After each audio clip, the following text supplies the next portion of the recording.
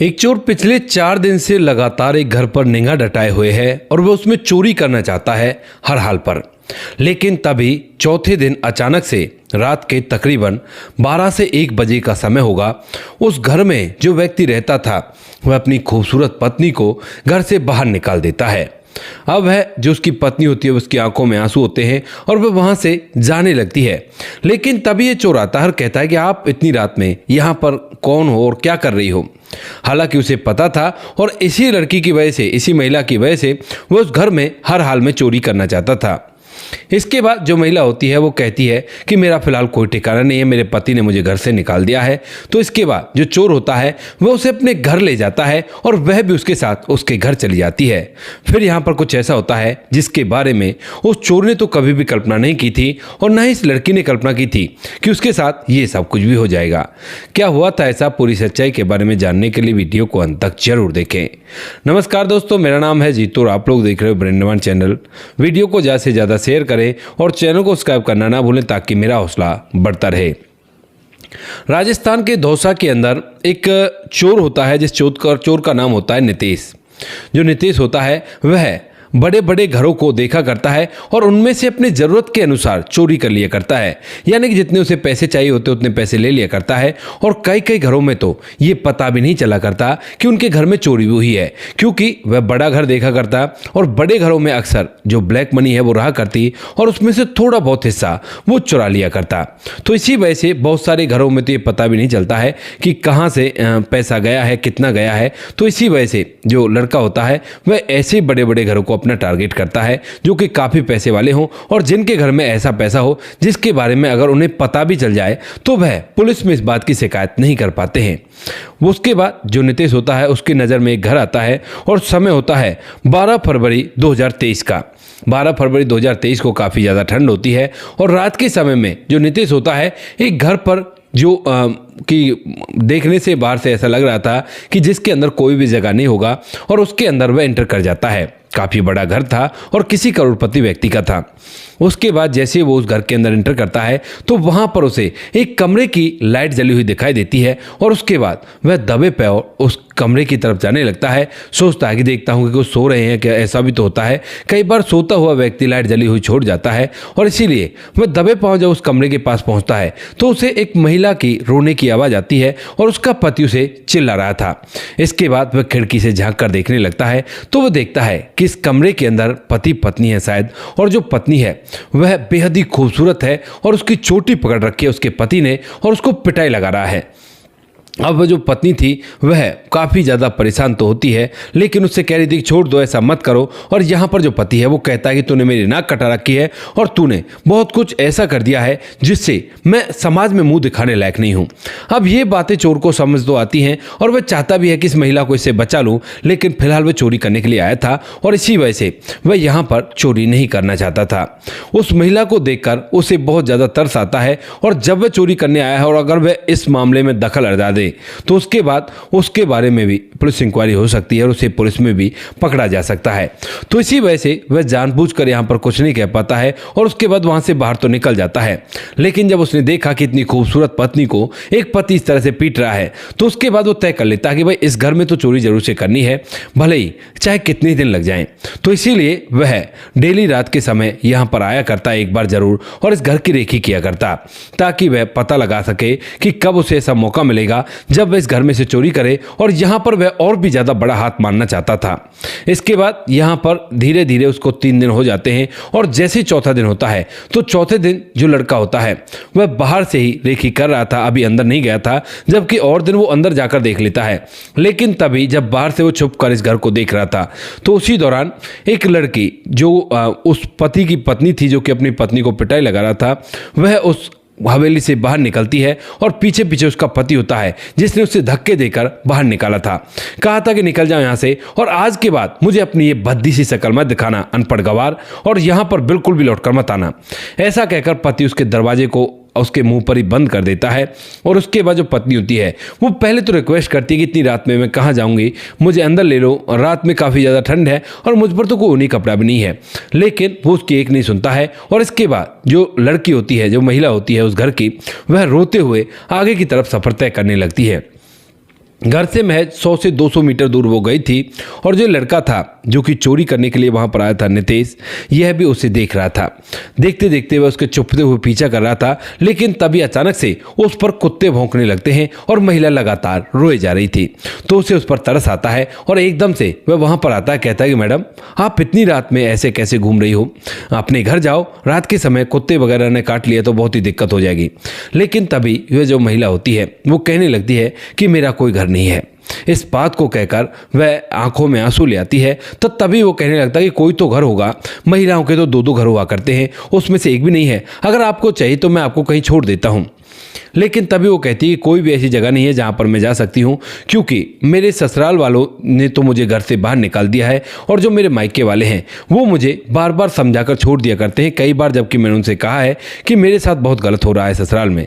अब इस बात को सुनकर यहाँ पर वो कहता है कि ठीक है, तो मैडम कोई सहेली होगी या कोई फ्रेंड होगा, वहाँ पर चली जाओ, वहाँ पर मैं आपको छोड़ देता हूँ। लेकिन वो कहती है कि कुछ भी नहीं है, अब तो मेरे पास एक आखिरी रास्ता वही है कि मैं अपने आप को इस दुनिया से विदा कर लूँ, क्योंकि इस दुनिया के अंदर किसी भी मेरी जरूरत नहीं है। इस बात को सुनकर वह एकदम से हैरान हो जाता है और उसके बाद कहने लगता है, देखो मैडम, ऐसा मत सोचो, हर समस्या का समाधान हो जाता है और ये कोई हल नहीं हुआ करता जो आप सोच रही हो। अगर आपके पास कोई भी जगह नहीं है तो आप मेरे घर चल सकती हो, वहां पर आप आराम से ठहर लेना और कल सुबह बेशक से वहां से चले जाना। अब इस बात को सुनकर यहाँ पर जो महिमा होती है उसके पास भी कोई ऐसा जगह नहीं होती है और वह जो सोच रही थी उसे करने के लिए बहुत हिम्मत चाहिए होती है, तो उसके पास भी कोई ऑप्शन नहीं होता है और वह भी उसके साथ चलने के लिए तैयार तो हो जाती है। लेकिन दिल में ढेर सारे डर हैं कि ना जाने कौन है, कैसा व्यक्ति है, क्या होगा क्या नहीं होगा। तो इसी वजह से वह डरती हुई उसके साथ चलने के लिए तैयार हो जाती है। लेकिन तभी ये जो लड़का होता है अपनी जैकेट उतारता है और उसे देने लगता है, कहता है कि मैडम ठंड बहुत ज़्यादा है, आप इसे ओढ़ लीजिए। उसके बाद जो महिमा है वो मना करने लगती है, कहती है कि नहीं, फिर तुम्हें ठंड लगेगी।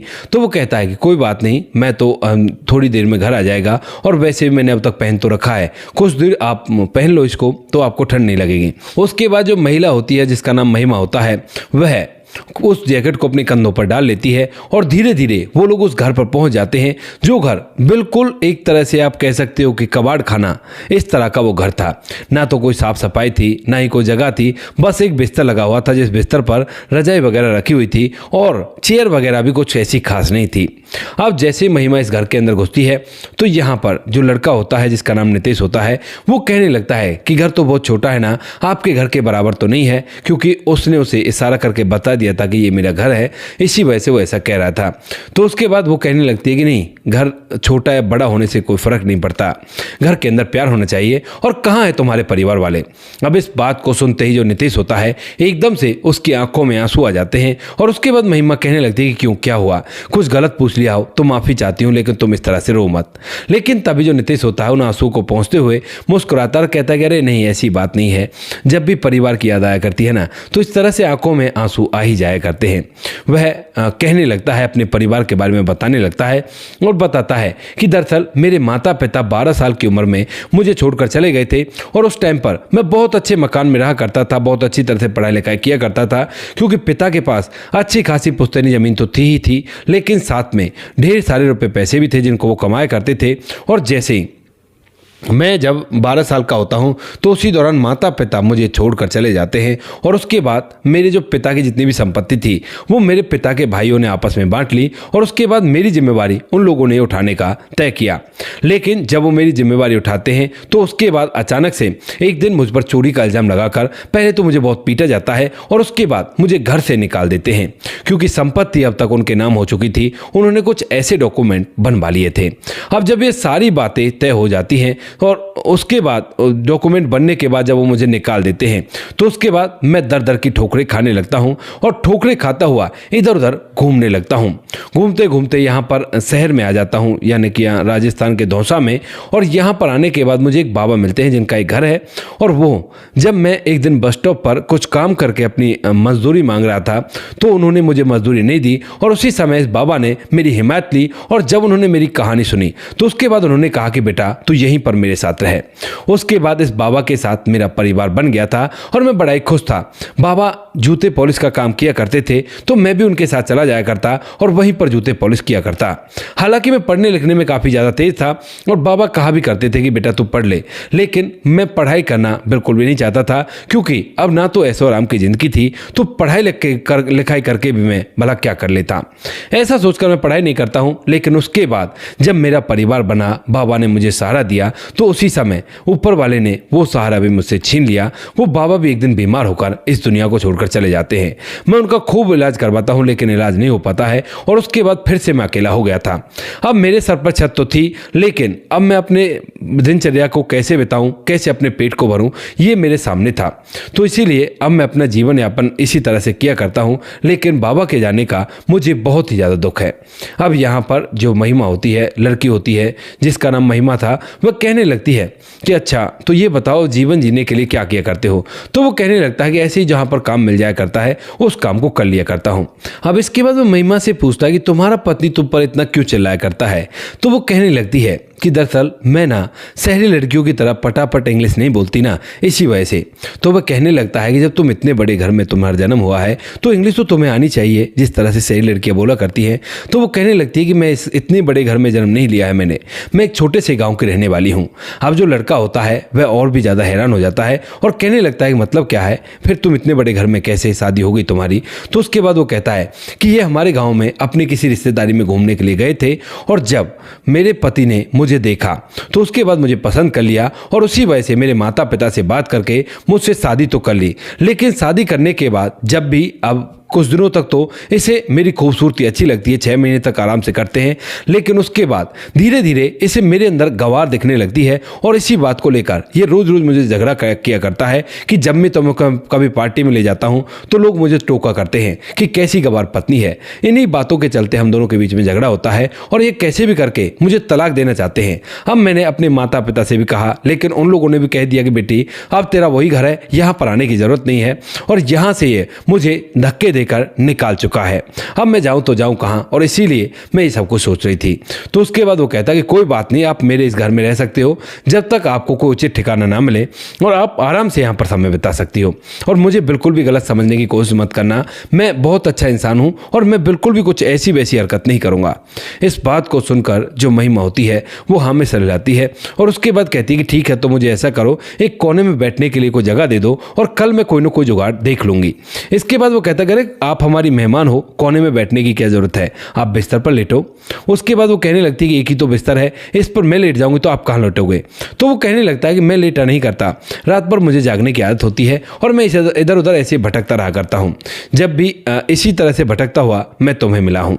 इसके बाद जो महिमा होती है वो कहती है कि ठीक है, कोई बात नहीं, अगर ऐसी बात है तो ऐसा ही कर लो।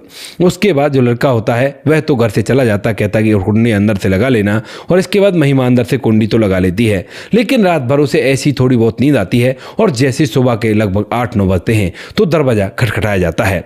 अब तक जो महिमा थी उसने घर के अंदर ही अंदर सारा घर साफ कर दिया था और सारे कूड़े को एक जगह भर दिया था, और उसके बाद जैसे ही दरवाजा खोलकर देखता है तो घर इसे चकाचक मिलता है और इसे देखकर बड़ा ही खुश हो जाता है। हालांकि महिमा को पहली नज़र में वो पसंद कर चुका था, मनी मन सोच रहा था कि ऐसी मेरी पत्नी हो तो मैं उसको बिल्कुल डांटू भी न तेज आवाज में, लेकिन ये इसे पिटाई लगा रहा है।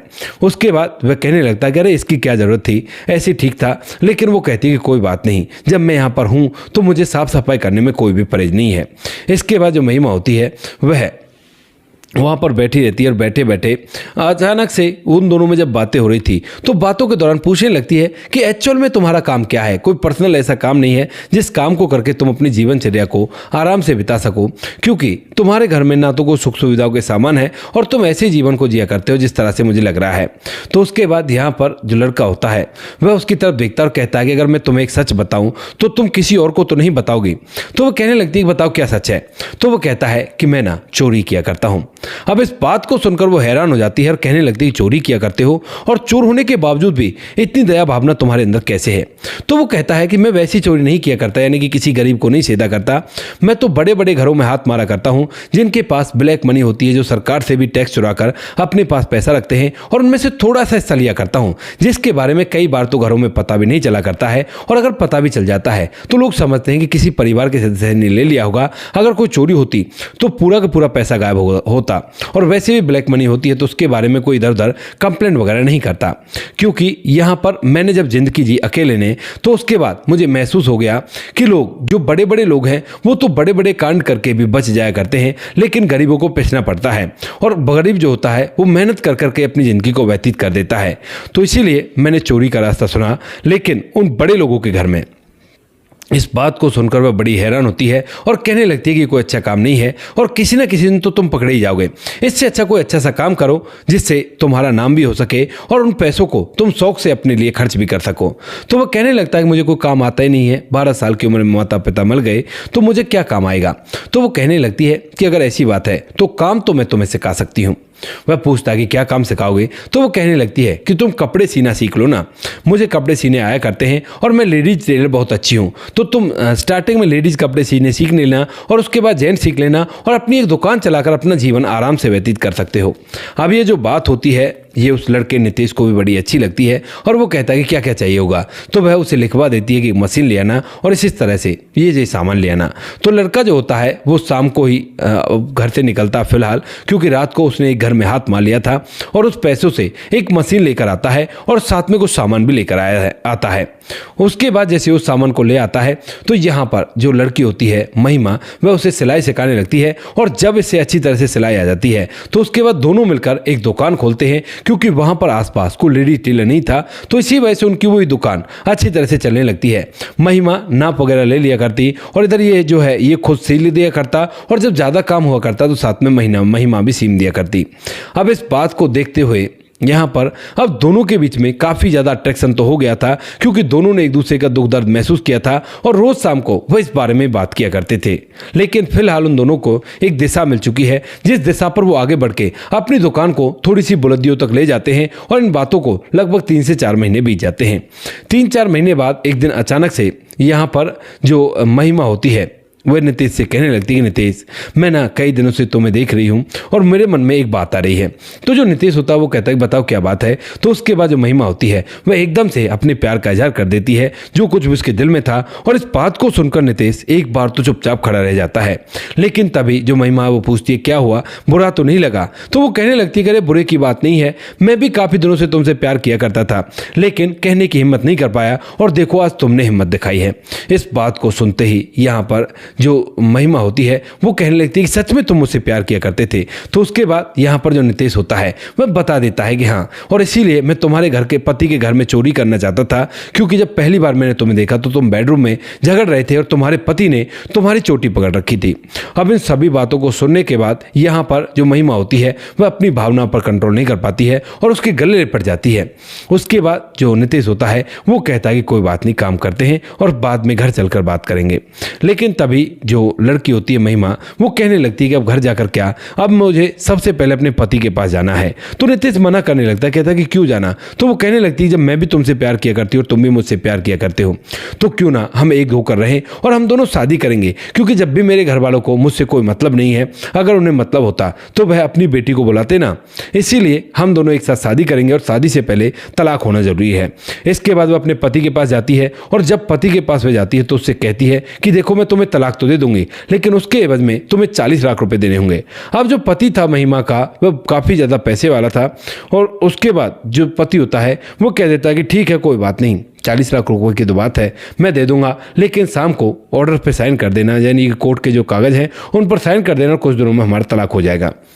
उसके बाद जो महिमा होती है वो हामी भरती है और हामी भरने के बाद अपने पति को तलाक देकर 40 लाख रुपए लेकर सीधा नितेश के पास आ जाती है और नितेश से कहने लगती है कि देखो नितेश, अभी हमारे पास इतने पैसे हैं, इनसे हमारी ज़िंदगी पूरी तरह से सेट हो जाएगी। उसके बाद नितेश जो होता है उन पैसों से पहले तो उस घर को सही करवाता है जिस घर में वो रहा करते थे, और मार्केट में अपने लिए एक अलग से दुकान खरीद लेता है और उसके अंदर दोनों के दोनों काम किया करते हैं। 10 अक्टूबर 2023 की बात है जब इन दोनों की शादी हुई थी, यानी कि उसके बाद इन दोनों ने शादी भी कर ली थी, और शादी करने के बाद एक दूसरे के साथ आज तक भी हंसी खुशी रह रहे हैं और अच्छा खासा पैसा कमाया करते हैं। तो दोस्तों ये थी आज की कहानी, आपको जैसी भी लगी कमेंट सेक्शन में बता देना। वीडियो अगर अच्छी लगी तो वीडियो को लाइक और चैनल को सब्सक्राइब जरूर करें ताकि हमें थोड़ा सा हौसला मिल सके आप लोगों के लिए ऐसे अच्छे वीडियो बनाने के लिए। इन कहानियों को सुनाने का उद्देश्य किसी को परेशान करना बिल्कुल भी नहीं है। ये कहानी आपको इसलिए सुनाई जाती है ताकि आप लोग इन कहानियों में से कुछ ना कुछ सीख सको और अपने जीवन तुरंत उस चीज़ को अप्लाई कर सको। मिलते हैं किसी नेक्स्ट वीडियो नए टॉपिक के साथ, तब तक के लिए जय हिंद, जय भारत, जय हिंदुस्तान।